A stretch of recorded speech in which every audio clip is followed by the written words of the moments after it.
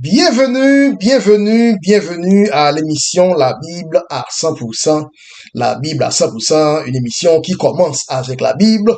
La Bible à 100%, une émission qui continue avec la Bible. La thématique d'aujourd'hui sera intitulée Dieu est devenu l'image de son image. Dieu est devenu l'image de son image. Tout d'abord, avant de commencer, nous voulons rendre gloire et honneur à notre Seigneur, le Seigneur Jésus-Christ. À lui soit la gloire, l'honneur, la magnificence, le salut en son nom et en sa personne, le Seigneur Jésus-Christ. Oui, comme sujet, Dieu est devenu l'image de son image. Verset de base, Genèse 1er, le verset 27. Genèse 1er, verset 27. Dieu créa l'homme à son image. À son image. Il le créa à l'image de Dieu. À l'image de Dieu, il créa l'homme et la femme. Ensuite, nous allons lire en juxtaposition le chapitre 1er, Jean 1er, verset 14. Jean 1er, 14. La parole a été faite chair. La parole a été faite chair et elle a habité parmi nous, comment? Dans la chair. Pleine de grâce et de vérité, et nous avons contemplé sa gloire, comment? Dans la chair. Car la parole a été faite chair. Donc nous avons contemplé sa gloire dans la chair, et une gloire comme la gloire du Fils unique venu du Père. Aujourd'hui, nous allons donc parler de l'un des plus grands mystères de la Bible. Un mystère est quelque chose difficile à comprendre par l'intellect. Et chaque fois que quelque chose paraît donc difficile pour l'intellect, la Bible l'appelle un mystère. Maintenant, un grand mystère de la Bible est le jour où Dieu, l'Éternel, a décidé de devenir un homme. Dieu, un jour, un beau jour, a décidé de devenir un homme comme tout autre homme, et semblable aux hommes. Et d'abord, dans l'Ancien Testament, Dieu a créé l'homme à son image. Mais un beau jour, Dieu a décidé de venir à l'image de l'homme. En d'autres mots, Dieu a décidé de venir à l'image de son image qu'il avait créée dans l'Ancien Testament. Donc, dans l'Ancien Testament, on voit l'homme à l'image de Dieu.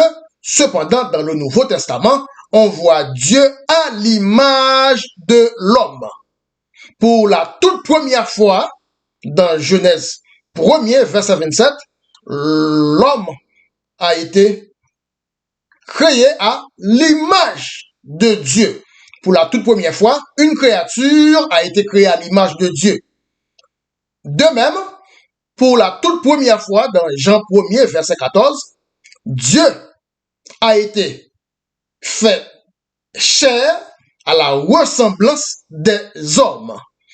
Maintenant, les deux textes en perspective, les deux textes en juxtaposition nous permettent de voir la différence entre Dieu créant l'homme par opposition à Dieu devenu homme. Et voilà le spectrum entre Dieu créant l'homme et Dieu devenu homme. Nous savons que Dieu est plus que éternel. Dieu est l'éternité même, n'ayant pas de commencement de jour ni fin de jour. Donc Dieu est à la fois éternel et éternité. Mais un jour, Dieu, l'éternel et l'éternité en soi, a décidé de devenir homme juste comme nous. Dieu est devenu un homme à l'image de l'homme, de même que Dieu a créé l'homme à l'image de Dieu. Dieu un jour est venu à l'image de l'homme, à l'image de son image. Donc, c'est un grand mystère que l'intellect régulier ne peut même pas commencer à comprendre. Qu'est-ce que cela signifie pour Dieu de devenir un homme? En fait, il est plus facile de comprendre Dieu créant l'homme que de comprendre Dieu devenant homme maintenant. Vous voyez? Donc, il y a tout mystère là-dessus. Il y a tout un continuum entre Dieu créant l'homme et 4000 ans plus tard, Dieu va lui-même devenir un homme. Oui, le sujet d'aujourd'hui s'intitule « Dieu est devenu l'image de son image ». Dieu est devenu l'image de son image. Il y a une différence entre Dieu créant l'homme et Dieu devenu homme. Dieu a créé l'homme dans Genèse 1er, verset 27, mais cependant, Dieu est devenu un homme dans Jean 1er, verset 14. De même, il y a une différence entre Dieu formant l'homme et Dieu se transformant en homme. Dieu a formé l'homme dans Genèse 2, verset 7. Cependant, Dieu s'est transformé en homme dans Philippiens 2, le verset 7. Nous allons lire, premièrement, Genèse 2, verset 7, ensuite, Philippiens 2, le verset 7. Genèse 2, verset 7, et avec le texte jumeau, Philippiens 2, verset 7.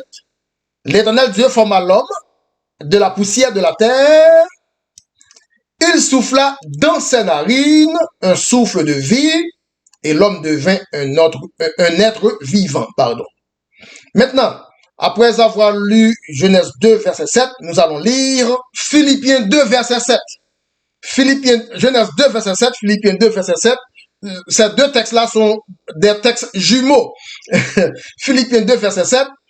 Dieu s'est débrouillé lui-même en prenant une forme de serviteur, en devenant semblable aux hommes. En devenant semblable aux hommes et ayant paru comme un simple homme. Donc, nous voyons dans un premier cas, Dieu a formé l'homme de la poussière de la terre, Genèse 2, verset 7. Et dans un deuxième cas, Dieu s'est transformé en homme, devenant semblable aux hommes, dans Philippiens 2, le verset 7.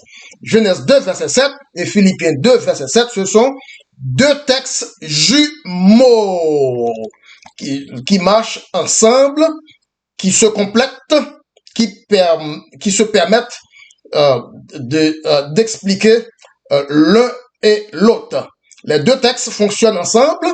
Genèse 2, verset 7, Philippiens 2, verset 7. Oui, comme sujet, notre sujet aujourd'hui, c'est Dieu est devenu l'image de son image. Il y a 4000 ans d'intervalle entre Dieu créant l'homme et Dieu devenu homme. 4000 ans d'intervalle entre Dieu formant l'homme de la poussière de la terre et Dieu se transformant en homme, en homme dans la poussière dans la même poussière, dans la forme de poussière de la terre.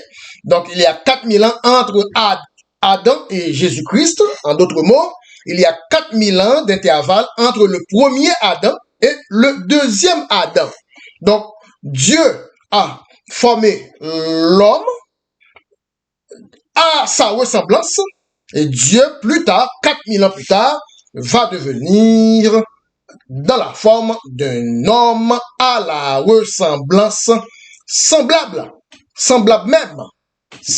même au hommes.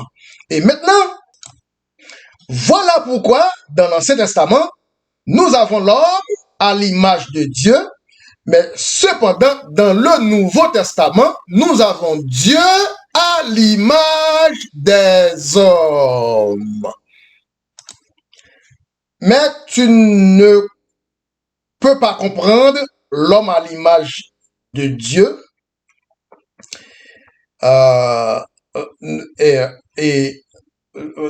mais c'est plus facile quand même de comprendre, c'est plus facile de comprendre l'homme à l'image de Dieu que de comprendre Dieu à l'image de l'homme. Ok, très bien.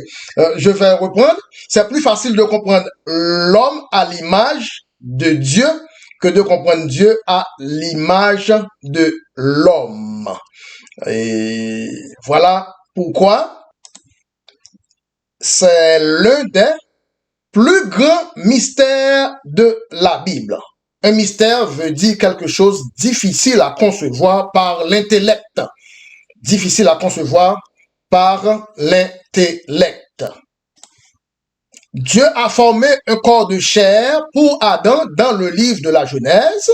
Cependant, dans le Nouveau Testament, Dieu s'est fait chair pour lui-même. Dieu s'est fait chair pour lui-même. Dieu s'est donné un corps de chair à lui-même pour venir dans un corps humain. Donc Dieu est esprit. Dieu n'a jamais existé dans la chair auparavant. Voilà pourquoi la parole s'est faite chair. C'est une chose à comprendre. La parole s'est faite chair, cela veut dire Dieu esprit, Dieu en tant qu'esprit, qui n'a jamais existé dans la chair auparavant, va cette fois-ci devenir dans la chair pour sauver ses fils. Donc Dieu, pour sauver ses fils, Dieu devait venir à la ressemblance de fils. C'est pourquoi Dieu, à la ressemblance de ses fils, est dénommé le Fils de Dieu. Le Fils de Dieu. Cependant, Dieu, à la ressemblance du Père, est appelé l'Esprit de Dieu, alors que, ou bien tandis que Dieu, à la ressemblance de ses fils, est appelé Fils de Dieu. Dieu est descendu, camouflé comme un fils, semblable à un fils, pour sauver tous ses fils. Romains 8, le verset 3. Romains 8, le verset 3. Car chose est possible à la loi, parce que la chair la rendait sans force, Dieu a condamné le péché dans la chair, en envoyant à cause du péché son propre fils dans une chair semblable à celle du péché. Dans une chair semblable à celle du péché. Voilà pourquoi Dieu est devenu l'image de son image. Dieu est devenu la ressemblance de sa ressemblance. Romains 8, le verset 3. Et pour compléter par d'autres textes bibliques, nous allons aussi lire 1 Timothée 3, le verset 16. 1 Timothée 3, verset 16, sans contredit. Le mystère, vous voyez, c'est un mystère quoi. Le mystère de la piété est grand, celui qui a été manifesté en chair, justifié par l'esprit, vu des anges, prêché aux gentils, cru dans le monde, élevé dans la gloire. Donc, selon 1 Timothée 3, verset 16, celui qui a été manifesté en comment? En chair. La parole s'est faite chair. Dieu s'est fait chair. Dieu est devenu l'image de son image. Dieu est devenu chair pour sauver Adam dans la chair. Dieu est devenu semblable à nous-mêmes, manifesté dans la chair. Voilà le mystère. Dieu est devenu l'image de son image. Par conséquent, l'image de son image. C'est-à-dire, l'image, Dieu est devenu l'image de l'homme. De même qu'il a créé l'homme à l'image de Dieu, un beau jour, Dieu est devenu, et bien, s'est transformé à l'image de l'homme. Et nous allons aussi lire Hébreux 2, le verset 17. Hébreux 2, verset 17, en conséquence, il a dû être rendu semblable en toutes choses à ses frères. Semblable en toutes choses à ses frères, afin qu'il fût un souverain sacrificateur, miséricordieux et fidèle dans le service de Dieu, pour faire l'expiation des péchés du peuple. Donc voilà, pour boucler la boucle, Dieu a créé l'homme à l'image de Dieu dans l'Ancien Testament, mais Dieu est devenu à l'image de l'homme dans le Nouveau Testament. En d'autres mots, Dieu est devenu l'image de son image. Voilà, c'est la fin de cette édition pour la Bible à 100% avec votre très humble et très simple frère, le frère Bruno. Toujours avec le symposium de la Bible à 100%, table ronde de la Bible à 100%.